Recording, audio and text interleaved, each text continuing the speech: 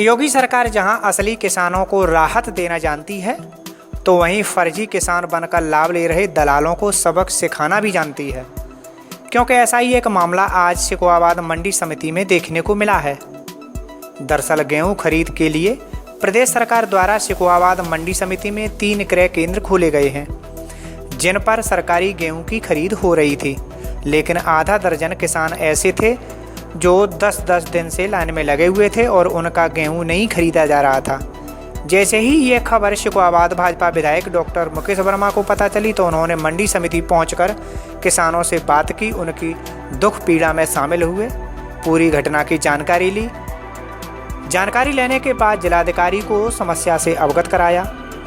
उधर जैसे ही ये बात अन्य राजनीतिक दलों को पता चली, तो उन्होंने भी अपना विरोध प्रकट किया और सरकार से मांग की कि जल्द से जल्द किसानों की समस्या का समाधान हो।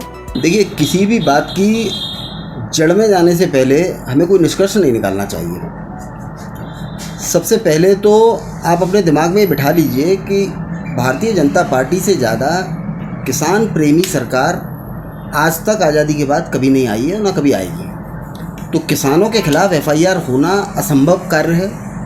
हम तो किसानों की आय को दूना करना चाहते हैं, उनके जीवन के स्तर को बहुत बेहतर करना चाहते हैं। आपने देखा भी हो, कई प्रोडक्ट्स के एमएसपी हमने बहुत अच्छी मात्रा में बढ़ाए हैं। किसान सम्मान निधि देते हैं प्रधानमंत्री, तो वो किसान के खिलाफ एफआईआर कैसे करा सकते हैं।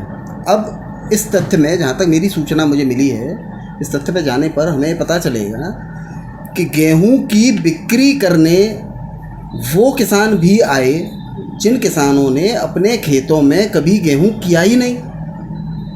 तो जब उन्होंने अपने खेतों में कभी गेहूं किया ही नहीं, तो इसका मतलब उन्होंने कहीं से गेहूं खरीदा। खरीदने वाला किसान नहीं होता, खरीदने वाला व्यापारी की श्रेणी में आता है। अब अगर हर गांव में कुछ एजेंट अपने स्तर पर गेहूं खरीदकर सरकार को देने लगे 1-2 रुपए के कमीशन पर या मुनाफे पर, तो क्या ये लाभ डायरेक्ट किसान तक पहुंच पाएगा।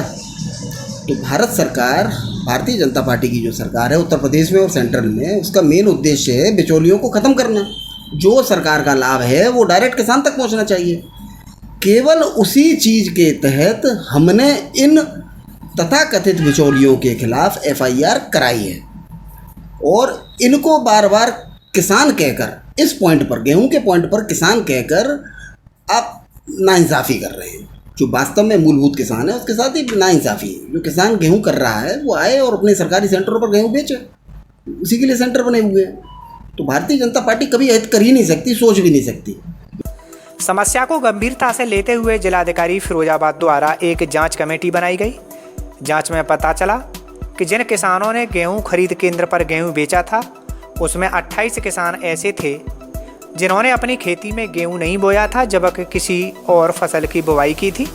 ये 28 किसान एक दलाल की भूमिका निभा रहे थे, लेकिन जिलाधिकारी के रडार पर ऐसे चढ़े कि जांच में फर्जी निकले। हालांकि जिलाधिकारी के आदेश पर विपणन अधिकारी पुरुषोत्तम दास द्वारा फर्जी 28 किसानों के खिलाफ शिकोहाबाद थाने में मुकदमा पंजीकृत कराया गया है। पुरुषोत्तम दास, क्षेत्रीय विपणन अधिकारी शिकोहाबाद, जिलाधिकारी के निर्देश पर, जिलाधिकारी महोदय के निर्देश पर एसडीएम शिकोहाबाद द्वारा पीसीएफ का क्रय केंद्र है जो शिकोहाबाद मंडी में, उसकी जांच कराई गई। जांच में वहाँ कुछ अनियमितताएं मिली, कुछ बिचौलियों की संलिप्तता पाई गई।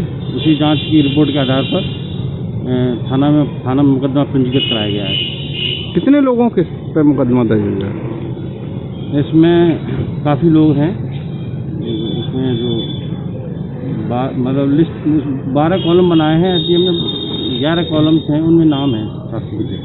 अब यहाँ एक बात सामने उभर कर आती है कि जैसे जैसे विधानसभा चुनाव की तारीख नज़दीक आती जा रही है, वैसे वैसे जनप्रतिनिधि जनता के काम आने लगे हैं।